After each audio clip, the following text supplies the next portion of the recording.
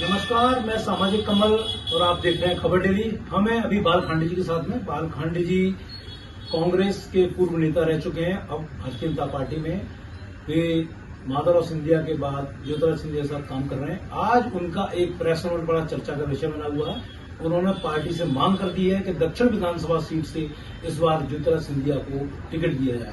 हम उनसे बात करेंगे, जानेंगे, लेकिन इससे पहले हम आपको बता दें कि पिछले 3 दिन पहले एक मीडिया में रिपोर्ट चल रही थी कि ज्योतिराज सिंधिया चुनाव में लड़ेंगे। उनके कार्यालय ने इसका खंडन किया। तो इसका क्या मतलब माना जाए कि ये जो प्रेस नोट बाल खांडे जी ने जारी किया है, इसमें सिंधिया जी की सहमति है या नहीं है, इस पूरी चर्चा में हम ये जानेंगे। बाल खांडे जी, स्वागत है आपका। नमस्कार। आज आपका प्रेस नोट बड़ा चर्चा में है और आपने मांग की है दक्षिण विधानसभा से कि ज्योतिराज सिंधिया जी को चुनाव लड़ाया जाए। क्या कहना चाहते हैं? नहीं, देखिए, बहुत दिनों से ये चर्चा चल रही थी कि सिंधिया जी चुनाव लड़ना चाहते हैं, नहीं लड़ना चाहते हैं, कहाँ से लड़ना चाहते हैं, कहाँ से नहीं लड़ना चाहते हैं। तो हमारे क्षेत्र में चूंकि मराठा और महाराष्ट्रीय समाज बहुत तादाद में थे और सबकी इच्छा है कि एक बार अगर सिंधिया जी हाईकमान सिंधिया जी को चुनाव लड़ाने के लिए मैदान में उतारता है तो फिर हम सभी की इच्छा है कि महाराष्ट्र को दक्षिण से चुनाव लड़ना चाहिए। जैसा कि पिछले लोकसभा में गुना शिवपुरी का प्रतिनिधित्व करते थे, तो शिवपुरी से भी लड़ने की उनकी संभावनाएं जारी हैं। ऐसे में दक्षिण विधानसभा का एकदम नाम उछला है, तो इसके पीछे क्या कारण है? देखिए, उसके पीछे बड़ा स्पष्ट कारण है कि ये क्षेत्र जो है एक तो सिंधिया परिवार से जुड़ा हुआ क्षेत्र है। दूसरा, इस क्षेत्र की जिम्मेदारी यहाँ का कार्यकर्ता और यहाँ का हर रहवासी लेना चाहता है। और सिंधिया जी के लिए उसमें एक बात और मैंने विशेष रूप से कही है कि सिंधिया जी केवल अगर दक्षिण से चुनाव लड़ते हैं तो केवल उन्हें नॉमिनेशन फाइल करना है, चुनाव नहीं लड़ना।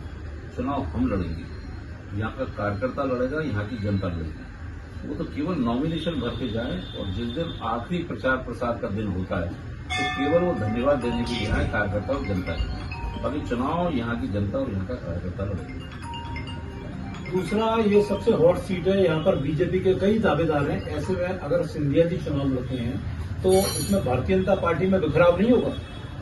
मैं इस बात को नहीं मानता। वैसे तो टिकट पार्टी किसी को भी दे, उसकी भी जी जान से हम लगेंगे, सभी लोग लगेंगे। लेकिन सिंधिया जी को लड़ाना और सिंधिया जी का पूरे प्रदेश में उपयोग करना, ये दो बातें अलग हैं। तो हम ये समझते हैं कि हम ये जिम्मेदारी लेने को तैयार है कि सिंधिया जी अगर यहाँ से लड़ें तो वे पूरे प्रदेश में प्रचार करें। उन्हें ग्वालियर की इस दक्षिण विधानसभा में प्रचार प्रसार करने की आवश्यकता नहीं है, वो हम संभालेंगे। वो पूरे प्रदेश में अपना प्रचार करें और पार्टी के संगठन के लिए काम।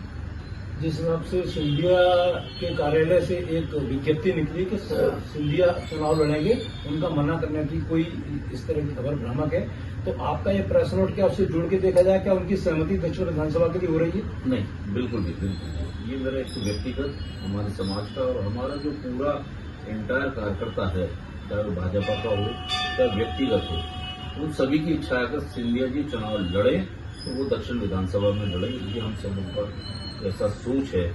और उसके पीछे कारण ये है कि ये बड़ा पिछड़ा क्षेत्र रहा है। योजनाएं आनी चाहिए थी, दक्षिण विधानसभा में नहीं आई है। अगर सिंधिया जी यहाँ से लड़ते हैं तो इस क्षेत्र का विकास होगा। इसके पीछे एक कारण ये है। भारतीय जनता पार्टी कहती है कि वो पिछले 20 साल से विकास ही कर रही है, फिर ये क्षेत्र विकास से कैसे अछूता रह गया? नहीं, देखिए, इस पर मैं ये नहीं कह रहा हूँ कि विकास नहीं हुआ, लेकिन सिंधिया जी आएंगे तो और द्रुत गति से होगा। उनके अभी चुनाव न लड़ने के पहले महाराजवाड़े का स्वरूप आपने देखा होगा, क्या हो गया। एलिवेटेड रोड जब बनेगा दक्षिण विधानसभा का भी सारा स्वरूप बदल जाएगा और यहाँ के नए आयाम जो है वो खुल जाएंगे। बाल खांडे जी का साफ कहना है कि सिंधिया अगर इस दक्षिण विधानसभा में चुनाव लड़ते हैं तो यहाँ पर विकास की रफ्तार तेज हो जाएगी, जबकि भाजपा सरकार ये बराबर कह रही है विकास पूरे मध्य प्रदेश में हो रहा है। अब देखना यह है कि बाल खांडे जी का जो बयान है, जो आज उनका प्रेस नोट है, उसने राजनीतिक हलकों में चर्चा मचा दी है। क्योंकि सिंधिया के कार्यालय से जब खंडन आया उसके बाद ये इनका बयान आया कि सिंधिया को ग्वालियर दक्षिण से चुनाव लड़ना चाहिए। भारतीय जनता पार्टी में दक्षिण विधानसभा में बहुत सारे दावेदार हैं। अब ज्योतिराज सिंधिया भी एक नए दावेदार उभर कर सामने आ गए।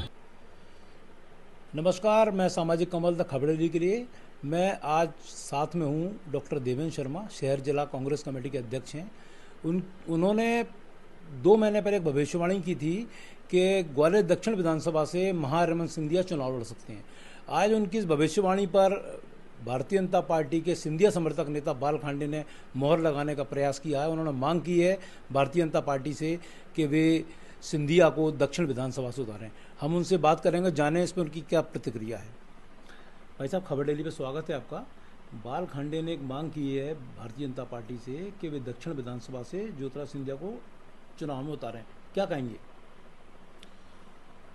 बाल खांडे जी ने जो मांग करी है वो सही करी है, और वो जो है मांग जो है पहले जो है इनकी आपस में चर्चा बहुत पहले से चल रही थी, और जो मैंने 2 महीने पहले ही घोषणा करी थी तो वो इसीलिए की थी कि इन लोगों की चर्चाएं आम थीं और मुझे लग रहा था कि ये इस स्तर पर आ सकते हैं, इसलिए मैंने वो घोषणा की थी। लेकिन मैं ये नहीं सोच सकता था कि स्वयं ज्योतिरादित्य सिंधिया चुनाव लड़ेंगे। मैं ये मान के चल रहा था कि ये महाआरमन को विधानसभा चुनाव लड़ा सकते हैं। अब दक्षिण विधानसभा में क्या स्थिति देखते हैं आप? दक्षिण हम मजबूत हैं, बहुत मजबूती से खड़े हुए हैं, वहाँ पे हमें कोई दिक्कत नहीं है। हमारे पूरे जो है बूथ लेवल तक कार्यकर्ता पूरी लड़ाई लड़ने को तैयार है और हम चुनाव जीतेंगे।